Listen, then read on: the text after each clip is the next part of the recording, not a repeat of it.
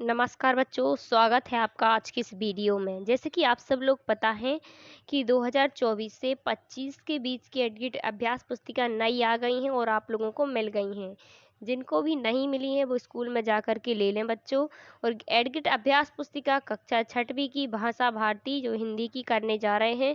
तो अभी तक चैनल को सब्सक्राइब नहीं किया तो सबसे पहले चैनल को सब्सक्राइब करें, वीडियो को लाइक करें, कमेंट करें, जो भी डाउट है कमेंट के थ्रू हमें ज़रूर बताएं, जो भी प्रॉब्लम्स हैं, ताकि हम सबके कमेंट पढ़ते हैं ताकि हम उसका सॉल्यूशन भी निकाल सकें।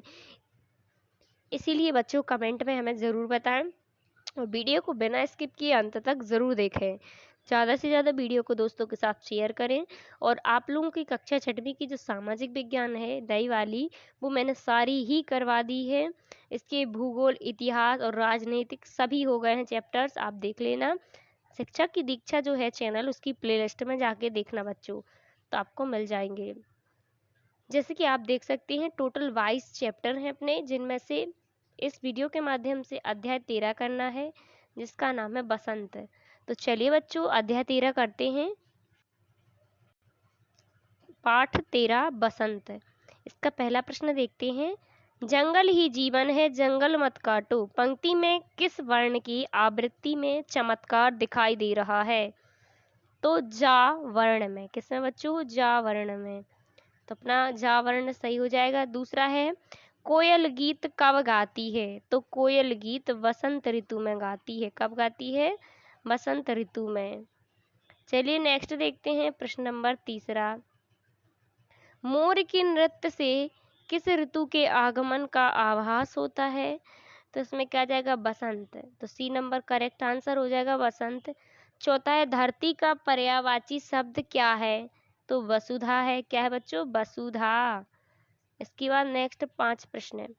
निम्नलिखित में शुद्ध वर्तनी वाला शब्द कौन सा है?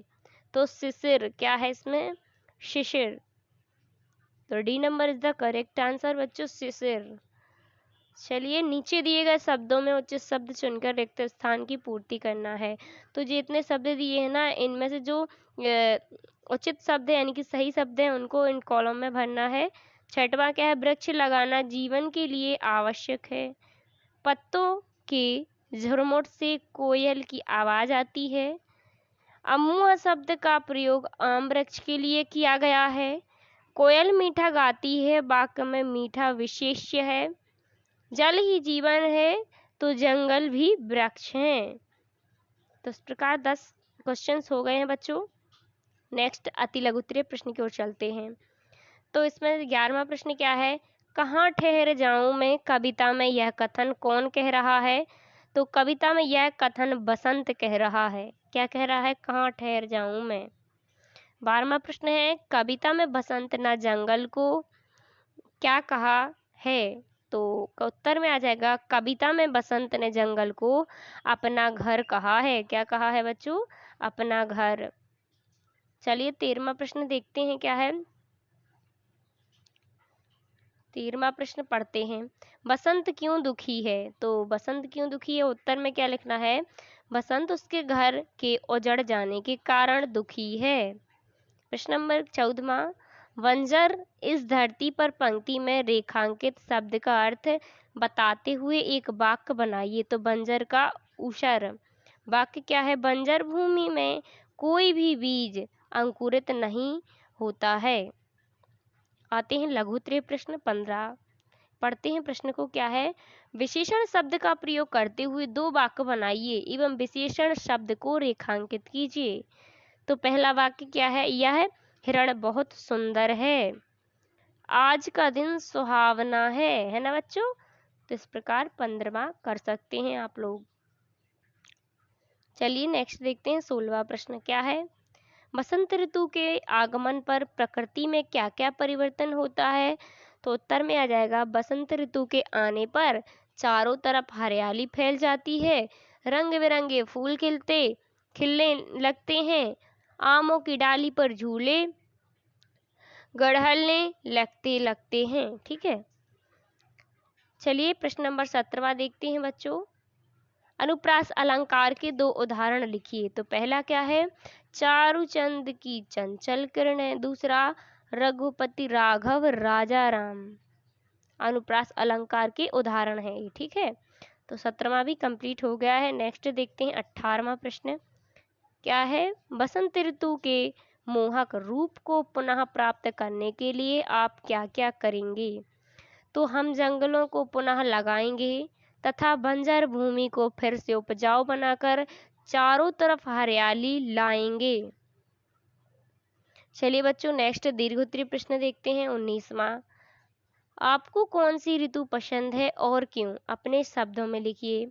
तो मुझे बसंत ऋतु पसंद है क्योंकि इस ऋतु में आते ही प्रकृति अपनी सुंदर रूप में आ जाती है।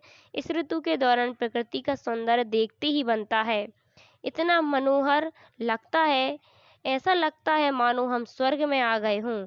पेड़ों में हरे हरे पत्ते आ जाते हैं, आम के पेड़े नई बोरों से लद जाते हैं, खेतों में सरसों पीले पीले फूल दिखाई देते हैं, पुष्पों की कलियां खिलने लगती हैं। इसीलिए मुझे बसंत ऋतु सब ऋतुओं से प्रिय है। चलिए नेक्स्ट देखते हैं 20वां प्रश्न बच्चों। ठीक है, क्या है प्रश्न पढ़ते हैं। यदि प्रकृति में बसंत ऋतु ना हो तो हमारा परिवेश कैसा होगा। तो चलिए पढ़ते हैं प्रश्न को। क्या है, यदि प्रकृति में बसंत ऋतु ना हो तो हमारा परिवेश उदासीन और रंगहीन हो जाएगा। पौधों और पेड़ों में नई कोपलें और फूल नहीं खिलेंगे, जिससे हरियाली की कमी होगी। पक्षियों और कीड़ों की गतिविधियां भी प्रभावित होंगी, जिससे जैव विविधता में कमी आएगी। तो चलिए बच्चों 20वां प्रश्न भी इस वीडियो के माध्यम से कर लिया है। नेक्स्ट पार्ट 14 है जिसका नाम है हरियाली का बगीचा केरल।